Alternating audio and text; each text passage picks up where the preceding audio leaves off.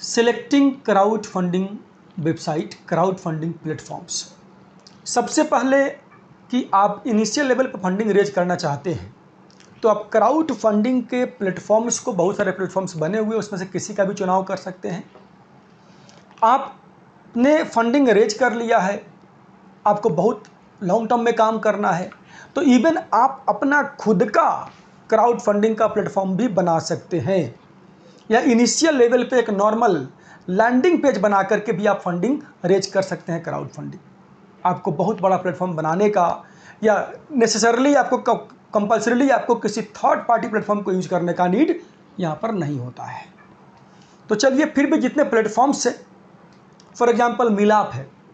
मिलाप is a very good platform to raise funding for education purpose. Suppose आपको school बनाना है किसी रिमोट एरिया में, किसी गांव में, दूर दराज में आपको स्कूल बनाना है, तो उसके लिए कैसे फंड रेज करें, इस केस स्टडी पर हम एक बार आज डिस्कस करते हैं, बात करते हैं।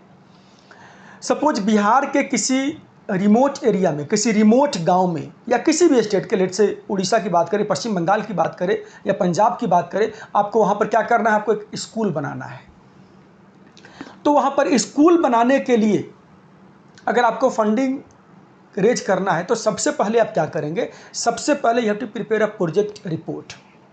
आप एक proper project report, proper project plan बनाएं कि आपको वहाँ पर स्कूल बनाने की नीड क्यों है। पहले फर्स्ट ऑफ ऑल आपको नीड असेसमेंट करना पड़ेगा कि why exactly want to make school there.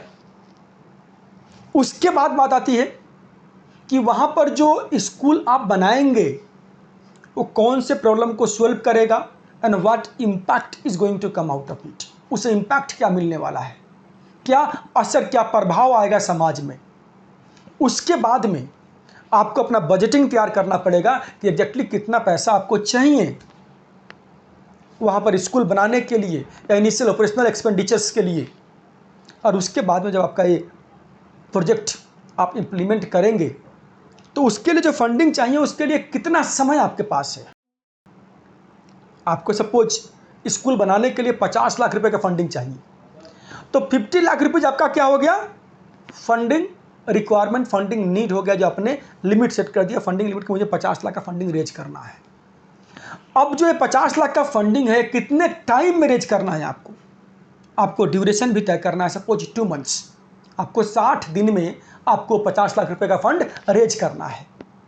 So funding amount set हो गया, आपका ड्यूरेशन सेट हो गया, कब तक रेज करना है आपको फंडिंग, और आपने नीड असेसमेंट कर लिया, प्रॉब्लम सॉल्यूशन इम्पैक्ट आपने डिसाइड कर लिया।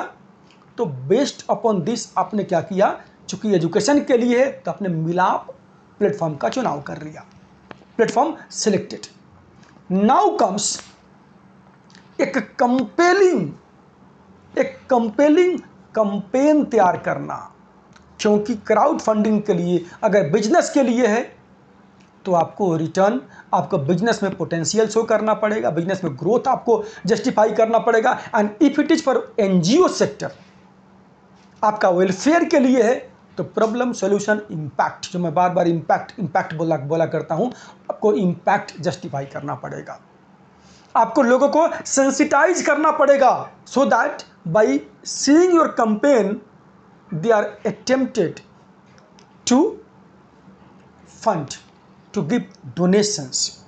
आपको ऐसे सेंसिटाइज करना पड़ेगा कि वो कैंपेन देख करके ही आपको डोनेशन देने के लिए आतुर हो जाए, समझिए।